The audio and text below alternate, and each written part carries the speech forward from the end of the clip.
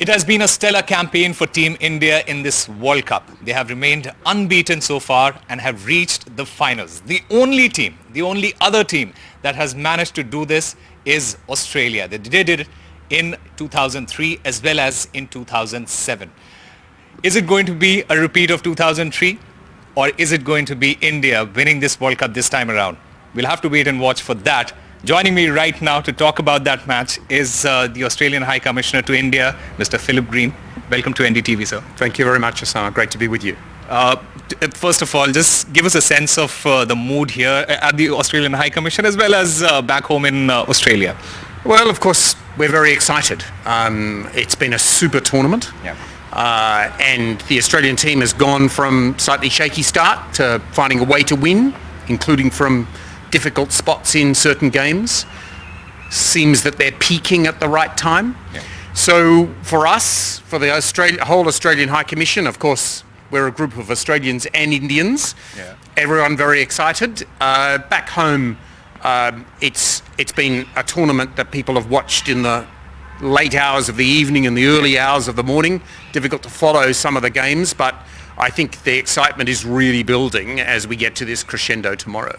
You see, this is also a repeat of the final of 2003. And we all know what happened in 2003. Are you expecting it to be a repeat of that? Or do you feel that India in this tournament is a little different from that particular team? I think it is different. The Indian team is the form team of the competition, without question. I think India as a playing group is more professional these days. To be perfectly honest, I think India has learnt many of the skills that Australia pioneered in international cricket. Focus on fitness, focus on fielding. So we're not in 2003, but we're at a moment where both teams are really hitting their straps, and I'm looking forward to a really exciting game. Do you see any sort of similarities between that team, Ricky Ponting's team and Rohit Sharma's team, in terms of how they play cricket and how dominant they have been in this, especially for India in this tournament, as well as Ricky Ponting's team in that tournament? I haven't really thought about it in that way, but watching India in this tournament, they're very balanced.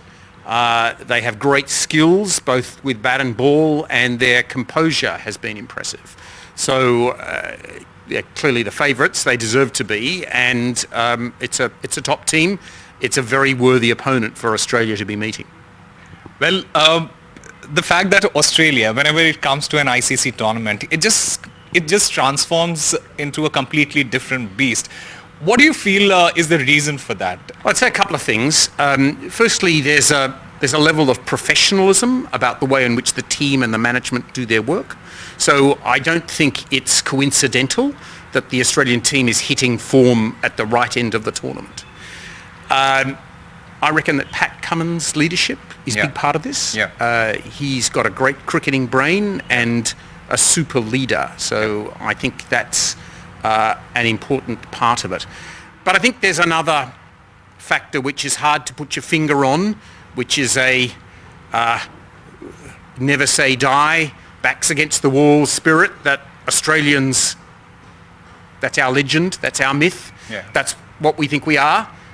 It's epitomised by our cricketers and their determination to find ways to win even when the going looks pretty tough. So I think that's why we are where we are, and tomorrow we'll see what we can do with it. It's interesting that you mentioned Pat Cummins as a leader. Do you feel Pat Cummins as a captain, as a leader, doesn't really get the credit that he deserves in world cricket for Australia? Could be true. I mean, people are inevitably focused on Glenn Maxwell and David Warner, the guys who, Travis Head and the guys who are batting, Adam Zampa, the way in which he's emerged as a top-class spinner.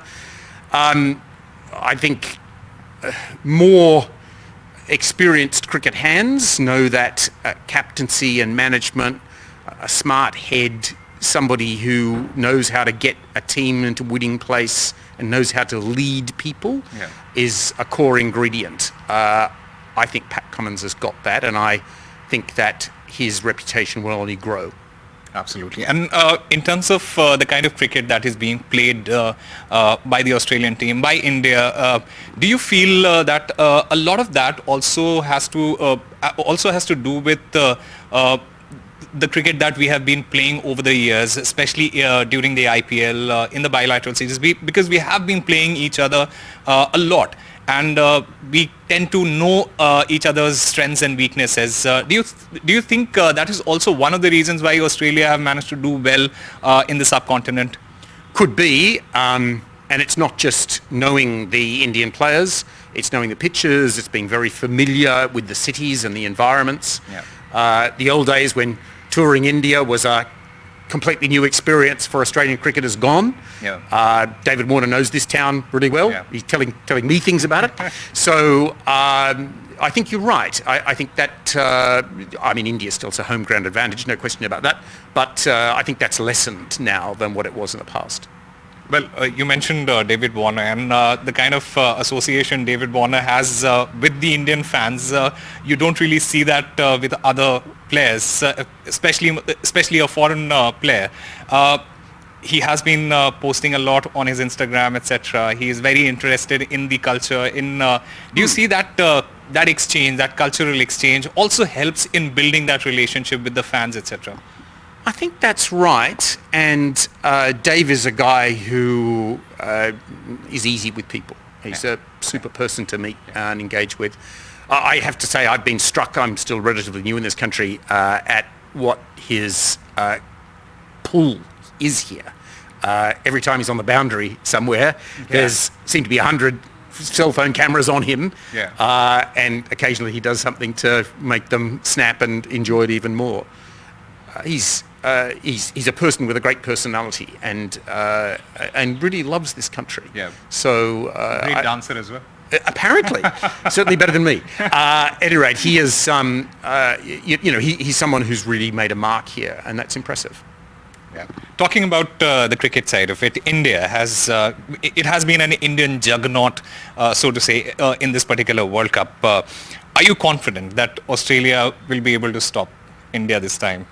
In this World Cup, going by what we have seen, India have managed to almost win one-sided in every single match that they have played, except for Australia, against Australia, where they lost a couple of wickets early. And it was only because Virat Kohli's catch was dropped by Mitchell Marsh. That it's a memory. But it's a completely different story right now. But do you feel Australia have it in them to stop India in the kind of form that they are right now?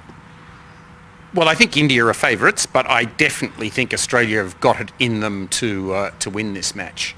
You know, on the one hand, you've got an Indian side which has won every match and has not been tested very much during the tournament. Yeah. Hard to beat that as a basis for playing in the final. And you've got an Australian team which has been tested and has occasionally looked like they weren't going to win matches and then won them. Yeah. That's a pretty powerful ingredient to have in your player group. So I think that only makes for a more fascinating contest tomorrow. Talking about the contest, what is that one contest in particular that you're looking for?